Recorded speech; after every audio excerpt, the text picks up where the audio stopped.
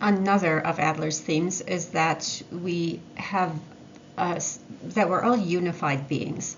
And I wrote here that we have a coherent personality held together by the stories we tell ourselves, but we'll actually take this a step further and say this even extends into our organs, that our physical body manifests these stories that we tell ourselves, and the stories are about who we are, what our potentials are, how good we are, how we compare, how we should live our lives. And he describes two concepts, fictional finalism and stylist life, as being the underpinnings of those. We'll talk about those in a minute. We'll just look at this little kind of quote here. The stories we tell ourselves shape our lives. They shape who we believe we are, and this belief translates into who we become. And this is a very Adlerian idea. We tell ourselves who we are based on the beliefs, the way we were raised, our experiences. And then as we repeat this story, the more we tell ourselves the story of who we are, the more we fulfill that story. This is very strong in terms of what we know about the brain, and so Adler was ahead of his times. And so we can talk next about fictional finalism, which are an individual's goals, and every behavior, he would say, is defined not as a reaction to circumstances, but as a goal. And also by style of life, the choices you make and how you view the world and how you live your life. And he'd say all of this is a choice. He'd say we as humans create ourselves and create our lives. So one way to think about fictional finalism is, where do you envision yourself in 10 years? That right now is an ideal that you've set for yourself, whatever it is, and that's going to shape the decisions you make in this moment. So it might not even be conscious. It might be fairly subtle things that you envision for yourself, but those intentions that you set, those ideas that you have, shape your current actions. So let's look at this a little bit more. So your imagined goals for each person, and your goals change across your lifetime. Whatever I thought when I was your age, whatever age you are, differs from what I think now. And you might not even be aware of what you can picture for yourself in 10 years. It might be at a really subtle level, and if you haven't done some self-investigation, you might not know about it. Now, we do see in the next bullet point this word deterministic, and we can remember that from Freudian theory. Freud, says that our futures, that our decisions, our actions, our behaviors are determined by our id drives, our drive for libido, and by the navigation of these in drives and the extrusion of these from our personality. And he says, no, this is not deterministic, that we create our own personality by our style of life, by the choices we make, by the perspectives we adopt, by the goals we set for ourselves, and even goals we don't know about, even goals that we wouldn't necessarily consciously choose. And with those goals, we move toward the future, and the way we act in order to reach that future isn't determined by what happened in the past or by id drives, he would say. And of course, they change over time. Usually, one's fictional finalism represents what they're lacking at a given point in time. So a lot of times when you're a student, you're lacking money. And so your fictional finalism might be having more of a comfortable home and some, enough money to do the things you want. Once you have money, your kind of goals, your next striving might be around relationships or something like that. Of course, if you're sick, your fictional finalism would just represent good health. If you feel that you're not respected very much, your fictional finalism might be, to elicit admiration from other people. And so all of these are these subtle goals that we have, some of them long-term, but then we also have like short-term motivations and goals that we're not aware of, and we just seek to fulfill them. We seek to wind our lives into this narrative. So fictional finalism is actually fairly nuanced, and you'll get more of it in the audio recording, but it can also be sort of like if-then thinking. So I'll just expand on the broad ideas here. So first off, we consider these goals as fiction, whatever these goals are they've made. And that's because they don't exist, and yet they have finality because they really impact people's lives. So we can get these beliefs or goals from society. For example, the roles that we should play based on our social status, situation, or gender, or the beliefs that we've been taught about humanity or the relations of humanity to the earth or to animals. So that can be part of our fictional finalism, are shaped by these beliefs. Or it can be something like if-then thinking. If I can just get a job like that, I'd be happy. Or if only I was more like that person, So there can be some self-rejection in there, this finalism, this like idea that the self isn't good enough, and therefore the only way to be happy is to be somebody else. And we might even have goals that we're not aware of because they were established when we were so young. So we may have a goal for attention and not even be aware that we have that goal. And so nevertheless, it creates a reality for us. It's a perception that we're unaware of, and it might lead a person to actually feel sickly a lot, not even aware that they have this particular goal.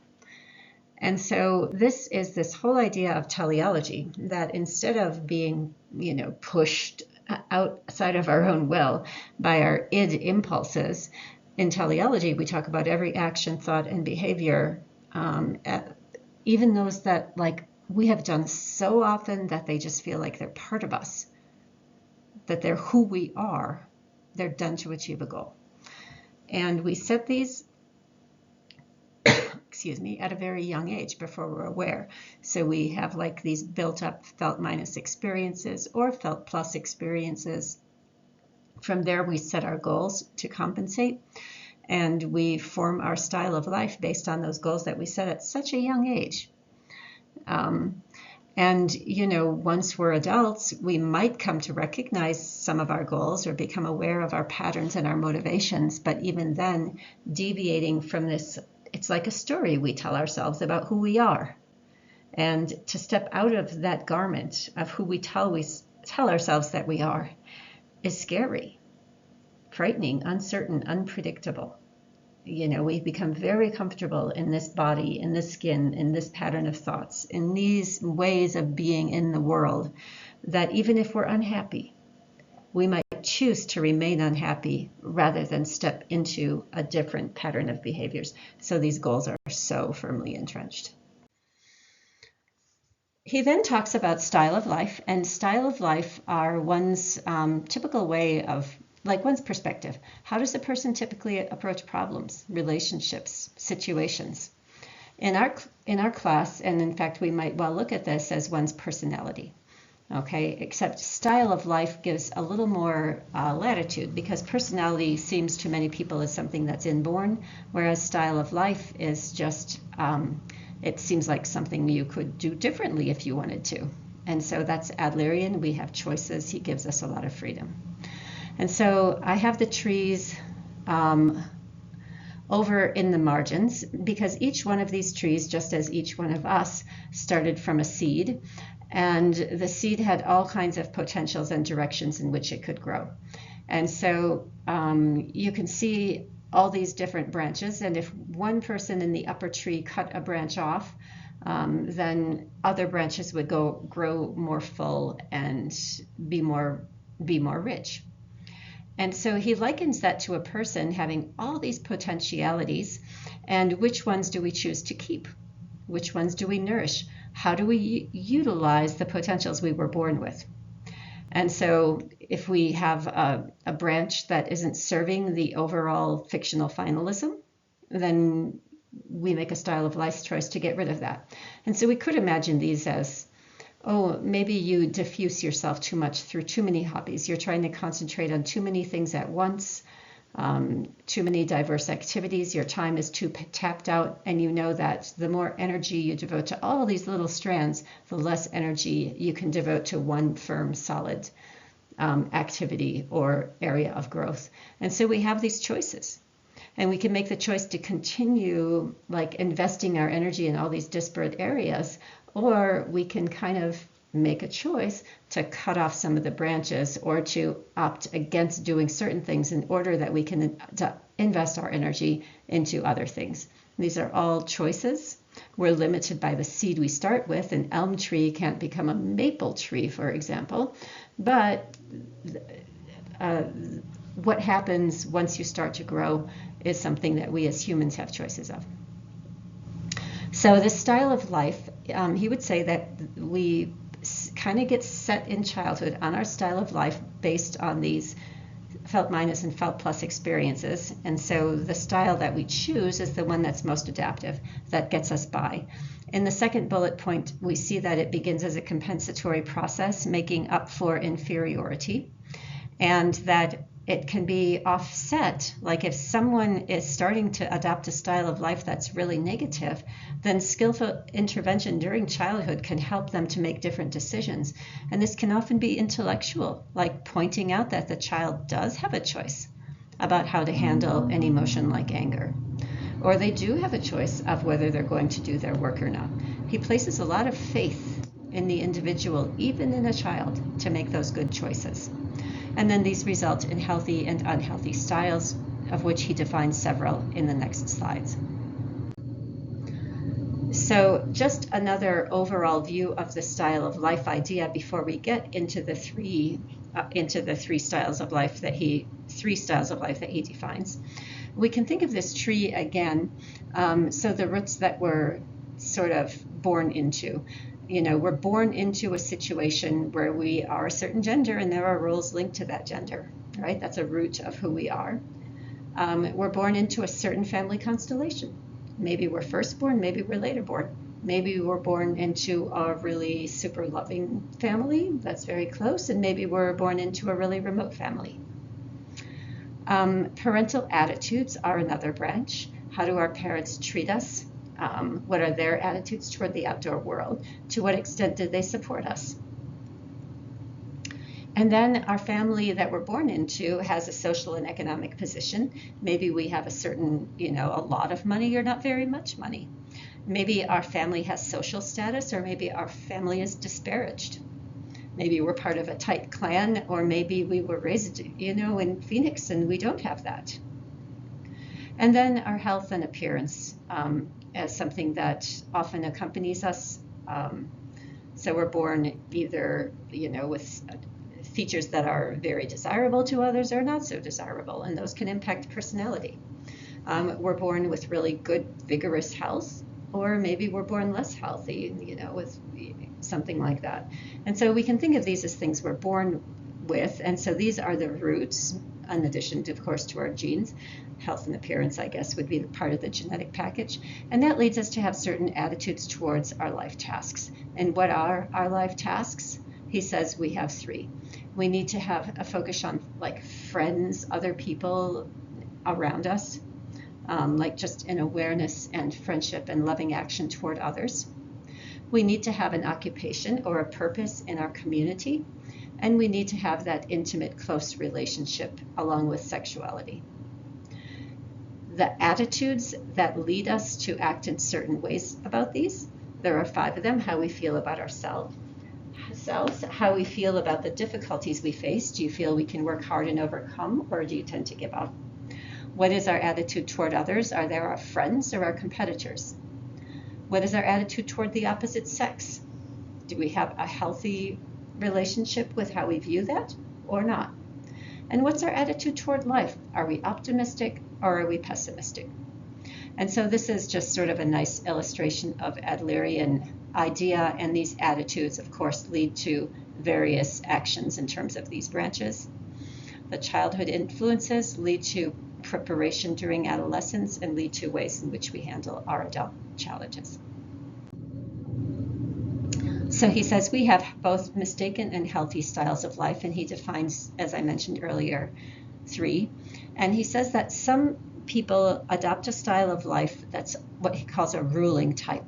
They tend to try to dominate others. They just push their energy forward onto others. Maybe they use sarcasm and arrogance to sort of put others in their place, or maybe they indirectly attack others, and he defines both addiction and suicide as actions of a ruling type trying to dominate and control others. You can agree or disagree.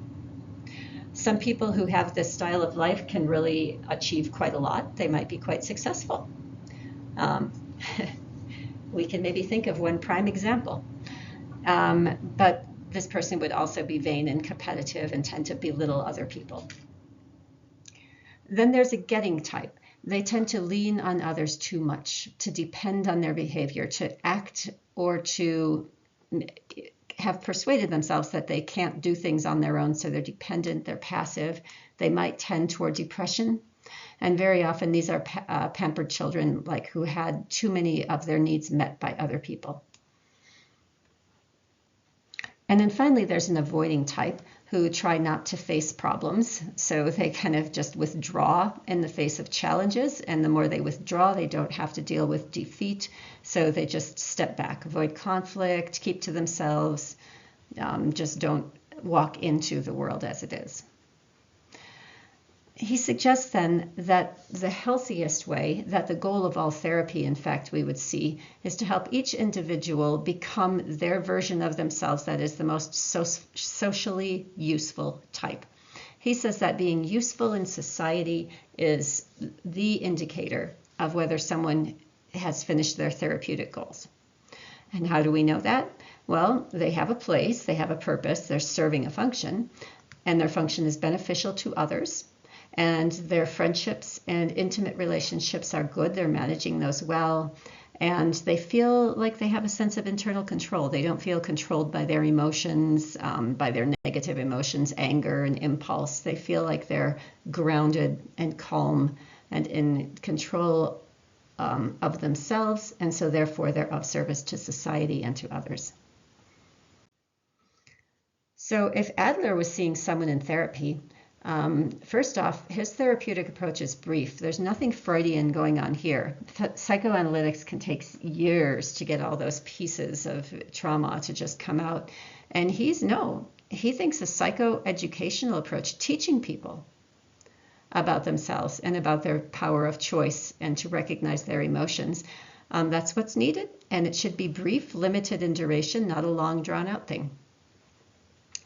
In that therapy, he would emphasize and try to help the people see, what their strivings are, what their goals are, and how their actions are serving goals, even goals they don't recognize.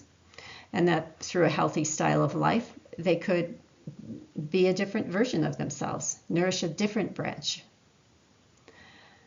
He would also emphasize how well they're connected with others, those close relationships and less close but more socially beneficial relationships, and how much they're contributing to society. So those are the things that he'd be looking at. And so in a combined approach, he would use humanistic approaches, which we haven't covered yet, but that's an approach that has a great deal of respect for each individual and their needs to maximize their potential. And there would also be a goal-oriented approach. Both of these would be true. And so what would be the goals in society that this person would want to define? So helping this person to find their role would be a big part of what they do. What is their unique offering, or how can they best use the tools that they've been given at birth? And once that person was integrated in society and contributing and seemed to have healthier approaches to situations, the therapy would end. The goal would be done, and that's where he would be. Just one more thing then. This interesting idea about earliest memories. So the things that happen to an individual happen. You can't go back and alter things that have already happened. But the way we focus on those things, he would use as a big indicator of how far along we're going therapeutically. So we can have one incident. Let's take the child in the front here on this riding horse. And this is an incident that happened in this child's life, clearly. But what kind of so it looks like this might be a good memory, right? But even within that memory, there are probably good and bad pieces. And so when you're asked to think of a memory from childhood, do you pull up this happy memory or do you pull up a sad memory? And even if you pull up a memory that you think is sad, another person in that same situation who shared that experience with you might have a totally different take on it, which suggests that you too can change your take on it. So instead of looking at memory as a completely predetermined, unchangeable thing that happened and cannot be changed, he suggests that first off, what memories come to mind? What memories do we bring to mind? And second off, what is our take on the memories we bring to mind? That those things are indicative of progress on the therapeutic path. It's sort of like a projective test, which we talked about in Freudian theory. So he might assess that person's progress by asking them to write down their early memories. Okay, some are free memories, some are prescribed memories. By prescribed memories, we just mean like think back to the earliest birthday you can remember, or think back to a time you got in trouble. And then he would just look at what kind of memories a person is pulling up. It would reveal style of life tendencies that we can change, we can control, and remember this is personality that he suggests we can control by changing our perspective. And he would look for common themes. Like if we have a lot of memories that we're pulling up that have accidents, he'd say we have a lifestyle of avoiding danger. If our memories are of our mothers, he'd say we might have a lifestyle of care or lack. If we have some memories of school, maybe we have a lifestyle that's strongly influenced by new situations. Or if we have memories like running away from playmates after falling, might be a lifestyle pattern of withdrawal when facing difficulties. So the 21 memories task is a projective task that helps assess where a person is in their maybe changing of their style of life in order to be happier.